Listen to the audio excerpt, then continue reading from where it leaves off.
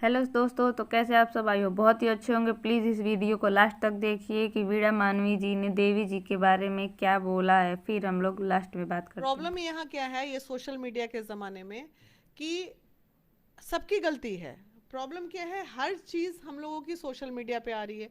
चूंकि देवी जो हैं वो एक एकाकी का जीवन जिसको कहते हैं कि बिना ब्रह्मचर्य जीवन जो वो जी रही थी काफ़ी दिनों से, तो आखिर जीवन में उनको बच्चे की संतान की चाहती तो वो अडॉप्ट भी कर लेती। लेकिन जब आईवीएफ जैसी टेक्नोलॉजी है तो हर कोई चाहता है कि मैं बच्चा गोद क्यों लूँ, मैं खुद पैदा कर लूँ।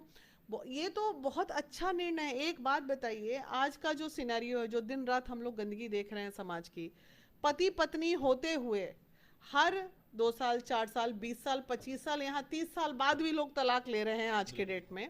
इससे तो अच्छा ही जीवन है भाई, संतान के साथ खुश रहो, जीवन आराम से खुशी से जियो। तो बिल्कुल समर्थन करना चाहिए ऐसी चीज़ों का कि जिन्हें पहले से जीवन का आभास हो जाए कि मेरे को इस जीवन में सुख नहीं मिलेगा और बस एक संतान की चाह थी, वो संतान पूरी हो गई उसकी। तो मैं तो बधाई भी देना था मुझे, मैं नहीं दे पाई, आपके चैनल के माध्यम से दे रही हूँ कि आपका लाल खूब बढ़िया से एकदम चमके दमके, और आपने जो ये सुख अपने जीवन में माँ बनने का पाया है वो बहुत अच्छा है। आपका निर्णय भी अच्छा है, उसका स्वागत है। अच्छा मैम, बहुत लोग बोल रहे हैं, बहुत पुरुष ऐसे भी बोल रहे हैं कि अब हम लोग का क्या होगा, किसी का तिलक कम हो जाएगा, कोई लड़का से अब शादी नहीं करेगा, जिसका मन होगा वो लड़का खरीद लेगा नहीं चाहे। नहीं, ऐसा होता नहीं है जनरली। ऐसा हजारों में एक, हजारों में भी नहीं, लाखों में एक केस ऐसा आता है।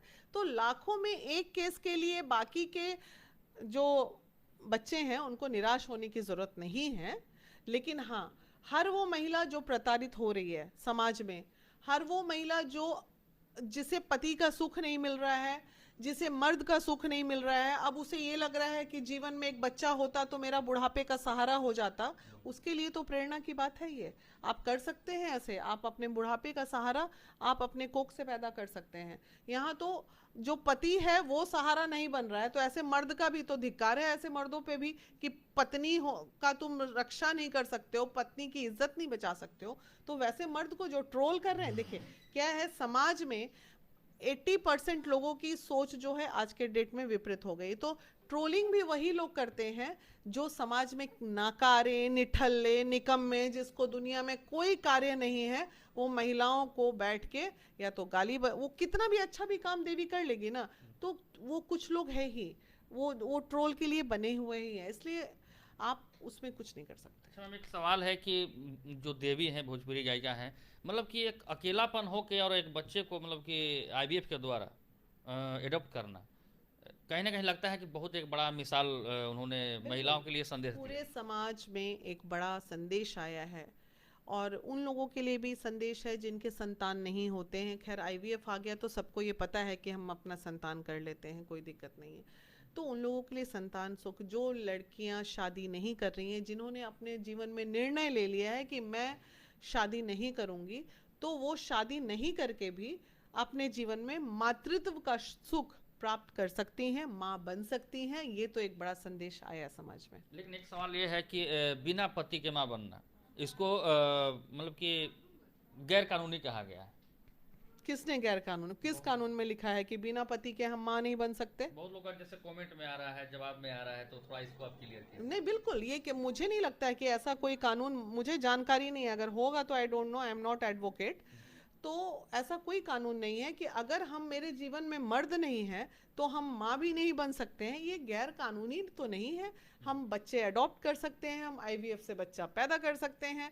जीवन में एक एक ये कहीं ना कहीं पुरुषार्थ के लिए, मर्दों के लिए दुख का कारण जरूर हुआ कि अरे भाई, अब तो महिला बिना पुरुष के भी बच्चे पैदा कर सकती हैं। बिल्कुल। तो ठीक है, स्पर्म के थ्रू होता है या जिसके टेक्नोलॉजी के थ्रू होता है, तो उससे कहीं कोई दिक्कत नहीं है।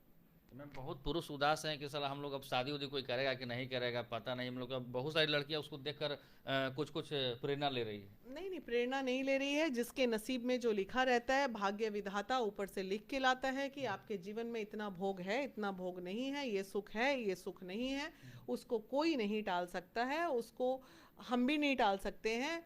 हाथ में आके भी छिन जाता है, बच्चा पैदा होने के बाद भी आईसीयू के बाहर आते आते डेथ कर जाता है। तो ऐसा कुछ नहीं है, जो जिसके नसीब में लिखा हुआ है वो उसको उतना प्राप्त होगा। इसलिए आप युवाओं को घबराने की ज़रूरत नहीं है देवी के मैटर को लेके। आप आराम से अपना शादी कीजिए, ब्याह कीजिए, लड़कियां हैं आपके लिए अवेलेबल। लड़कियों का हालांकि संख्या तो कम है पुरुषों के मुताबिक, लेकिन एक सवाल और है कि आईवीएफ बिहार में, झारखंड में, चाहे देश के तमाम राज्यों में टेक्नोलॉजी इतना विकसित कर गया है कि आईवीएफ सब जगह लगभग आ चुका है।